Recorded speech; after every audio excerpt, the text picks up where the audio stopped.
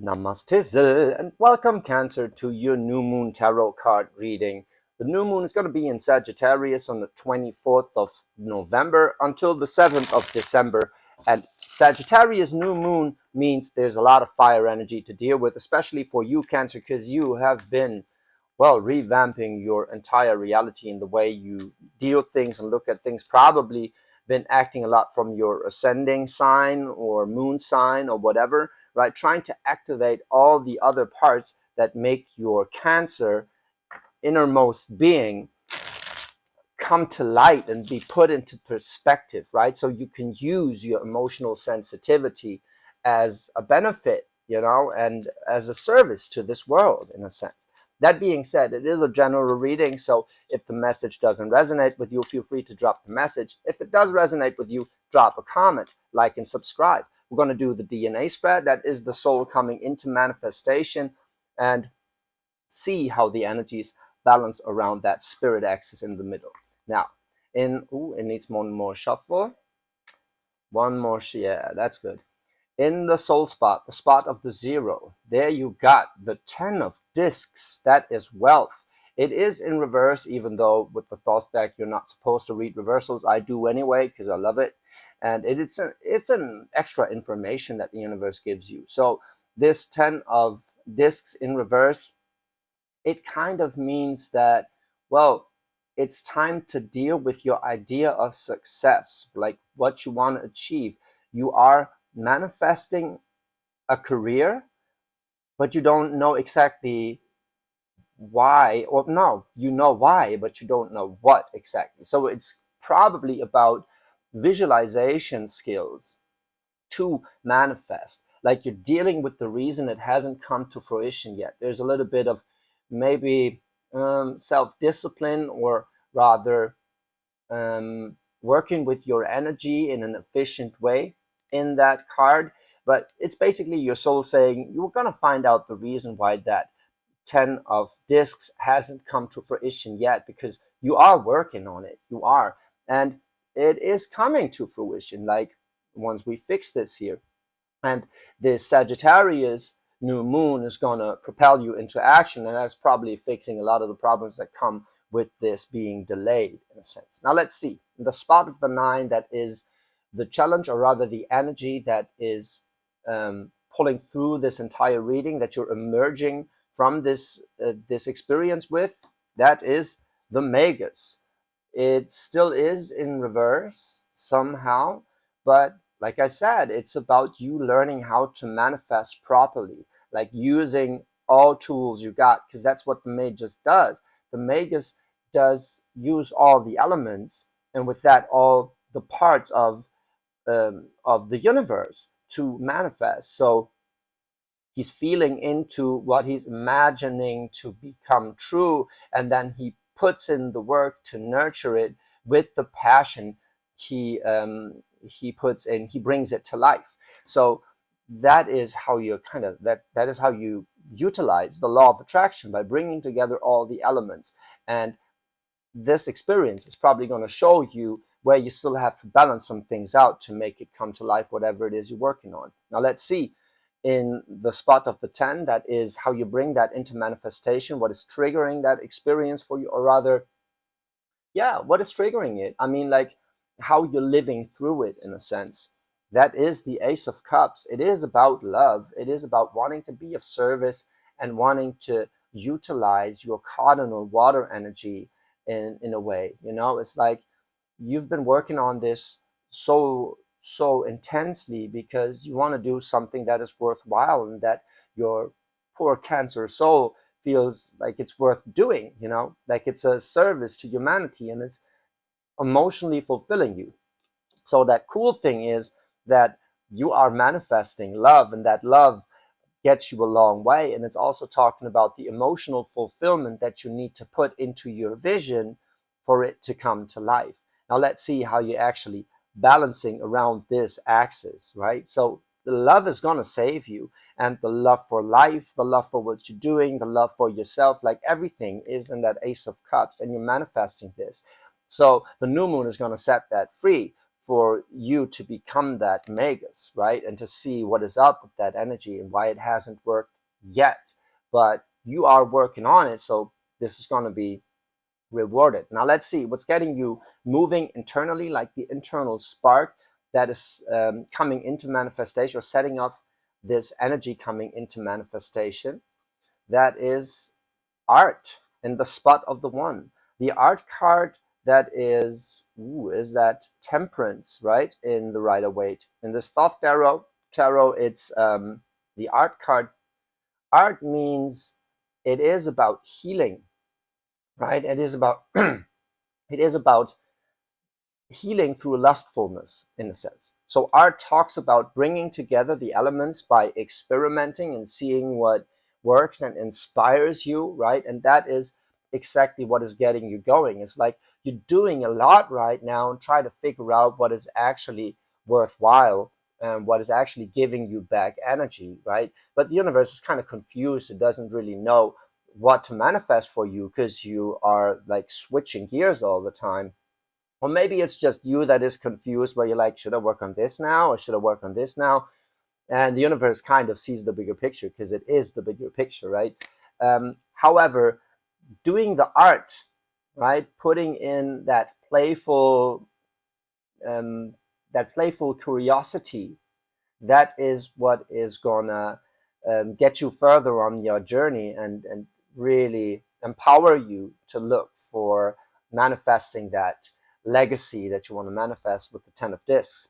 So let's see how this impulse of art, of healing through experimenting and balancing and being playful, is received. So the thing that gives you balance in the spot of the two is the Ace of Swords. It is gaining clarity about how to prioritize, right? But it's a little that learning by doing vibe. I had that for another sign also. The learning by doing is, yeah, the Gemini had that a lot, learning by doing. So just trying out different things and letting it flow and following impulses, right? And not impulsivity in a sense, but more inspirations, right? You're like, with that art card, it's a true inspiration that is coming in. It's like, oh, I feel compelled to do this, and to paint it this way and that way, and and maybe tweak it a little, yada yada yada. And that is gonna provide clarity for you and also strengthen your knowledge about what it is you're trying to do here. There's a lot in that magus, even if it's upside down. I don't see that. Well, maybe you're manifesting something that in the end you still have to tweak a little because you realize, well, it's not exactly what I wanted, right? So the advice would be then to get clear from the get-go what it is you want to give more energy to in the mix of channels that you're playing here. Now let's see, in the spot of the three, that is the insight from this art and Ace of Swords playing out and balancing out, right? So it's basically your inspiration that is triggering knowledge, right? And working and fostering knowledge. So the insight you're gaining from this is the Seven of Wands. It's valor. That is being convicted to like fight for your ideas and fight for what you feel is right, right? So even with sorry, even with all the knowledge coming in and all the insights gained, you still know you want to pull through with this. You're still very passionately driven to go for what it is you're doing here, even if you don't exactly know how to weigh it and how to bring in all the elements to work together. You still know that it's in your soul. You're propelled to make it work and to fend off any negativity that could threaten it, right? So if an experiment doesn't work out, you're more like, okay, let's flip it then. You're not deterred from your course anymore, right? You are very much passionate. You know you need to be passionate and believe in it to make it happen. So that's good. You're working with that fire energy. Now let's see, in the spot of the four, that is what is giving you a sense of home, or maybe the home you want to build for you. That's strongly what I'm getting here. Because you're a Cancer, you're looking to build that home. and it is your energy. It is the chariot. The chariot is the Cancer energy, and it is that determination I was kind of talking about here. Is like, you have to be determined to make it work, and you are determined to make your Cancer energy your home, or to give a home to your Cancer energy, meaning that you want to utilize your sensitivity and not swallow it or control it.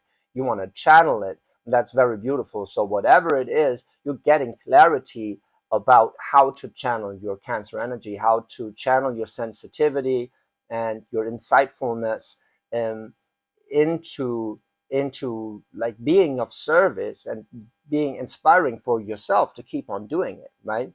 Now, the thing that is kind of fucking with that in the spot of the 5 that is causing friction, and well, it is linked to that art card. So it is the things going wrong in those experiments. It's like this is the energy you are learning from or through, in a sense. That is the Empress. Interesting. So you're kind of realizing you have to listen to your intuition here. And very interesting that the Empress, like the Empress is the divine feminine, the receptive, nurturing, insightful energy that is really, yeah, and it's really open to emotions also. So it's kind of baffling me that it's in the place of conflict here.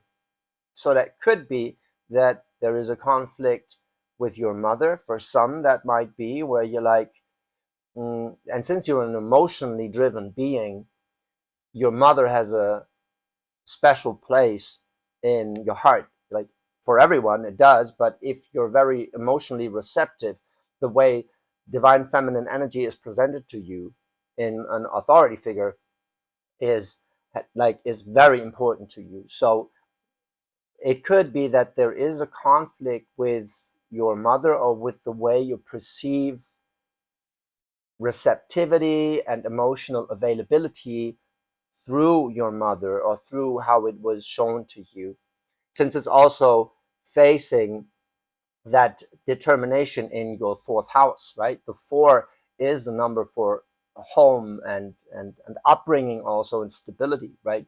So the Empress is kind of facing that, and it's causing a little friction. So either you're not exactly listening to it, your intuition, or it is because you're trying to do right by your mother, which is causing friction within yourself, which can also be the same thing. It's like if you want to be, if you want to live your sensitivity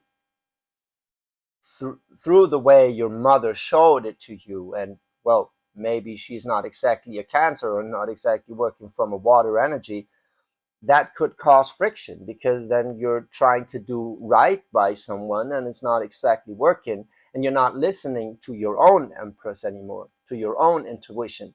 That is very much coming from these inspiration, these inspired experiments that you're conducting here, right? So you basically have to listen to your heart more, right? And the determination is there, right? So the thing that is causing conflict is the divine feminine energy in your life, which is interesting, because that is what you're trying to bring to life by sticking through that chariot, like sticking to that determination of being a sensitive being, which is cool. But it's kind of, you're kind of fighting for that. You're fighting to be sensitive. That's like a cult named Peacemaker. It's like you're using fire energy to protect and further the water energy within you, which is, of course, oxymoronic. It's like a paradox. So there is some friction, of course, in the way you're dealing with your um, sensitive and receptive energy. So listen to your intuition. That is the thing that you're trying to bring out with this Ace of Cups here, right? It could also be that you're still falling for the same type of woman, right? Um, that the Ace of Cups represents a love coming in that is largely um, well, that is, yeah, kind of causing friction in your life, um, or in your being, right? Let's see in the manifestation how this actually is coming to life before I get lost in the sauce here, right? In the spot of the seven, that is your sense of identity, maybe a little attachment. That's a high priestess. Like I said, it's all about intuition. The high priestess talks about intuition. It talks about um, moral values, and the moral values that you just feel, not the ones that the Hierophant is talking about, where it's more about moral rules, right? And like society. Well, in a philosophical sense, you could say that the priestess is talking about ethics, whereas the Hierophant is talking about morals, right? So ethics are more like the right thing to do that you just feel as an individual, and morals are more like the rules that society has to live by to not kill itself. So the priest is very much more intuitive, receptive kind of value system, right? So it is about refining the value system around how to receive, perceive, and execute divine feminine insight that is triggered by you doing the experiment, doing the art, like indulging in your artistry, right? And maybe it's even that you are picking a hobby back up, or you're realizing your creative side, more after you've been working on structuring it in the past, and now that fire is kind of coming back and sparking that creative side where you're like, you know, this is what you're actually doing it for, right? So don't lose sight of that. It's very interesting. But it feels like your intuition is leading you to love, right? And you're clinging on or holding on to, you're attached to your intuition, which is very good, right? I mean, that's the right thing to do. Somehow it is very much tied to how you perceive and execute divine feminine energy, though. Um, Makes sense. Let's see in a spot of the eight. That is the idea that is going to get you into abundance, and that is the lovers in reverse. Interesting. Like, I'm not supposed to put too much into reversals in this deck, I know. Still, the lovers, the lovers in reverse and the chariot is like, yeah, it's talking about it's talking about conviction instead of commitment, in a sense, or not instead of, but the friction kind of, the subtle difference between your innermost conviction and the commitment to a cause, right? So it could be that um, you're giving up a connection or something that you were very committed to because your innermost conviction, the reason why you're doing it, where you feel more at home with yourself, within yourself, is trumping it, is like, you know, this is more important to you. There also, it also speaks about a soul contract being fulfilled in a sense. So the lovers is more like, maybe you're just done with the commitment. Maybe it's like truly leaving you, where you've been struggling to give something up, or you've been struggling with the aftermath of a soul connection, right? You've still been thinking about them or the project that you were so committed to. And it seems like your high priestess, you being in touch with your intuition and attached to that, is like your higher purpose is above everything, and it trumps even the commitment that you felt so strongly about in the past. So it seems like you're moving on from whatever soul contract that you were still kind of clinging on to, and you're moving on in a major arcana way. That is like the switch finally being flipped. That is what that new moon is probably going to switch on within you, is like, okay, there you go, put yourself out there, right? Believe in yourself, believe in your own intuition, right? Put it into perspective, the way you were um, being oversensitive or whatever, um, but know that your sensitivity is a very strong trait, right? So it's a difference between crying out loud and just being emotionally available. You know, that's like a sort of a king of cups versus like a king of cups versus a king of cups in reverse energy, where you're like very, very secure with listening to your intuition and following your intuition. And it's basically like you want it to be, well, in my case, a rock star all your life. And now you realize it was always something different. It was always just preparing you for a higher path, and it's all part of the plan. And this insight turns into a feeling, into everything with this major arcana priestess right here, where you're like, I get it now. I incorporate it now, you know? And there's a new soul contract waiting for you, right? A new commitment waiting for you that you kind of already made, but now like the energy is shifting on a major arcana level. That is very beautiful because it's all determined by this Ace of Cups. So this emotional fulfillment you are manifesting is really going to take you there. It's really going to take you there. And it seems to me that this this fire energy, the Sagittarius energy that is coming in, is really getting you going. I mean, the Seven of Wands here, it is, what is that? Oh, is that Capricorn? Yeah, well, they drew, like the Aleister Crowley drew little star signs on the cards for people like me who want to get into the nerd shit to be a little more inspired.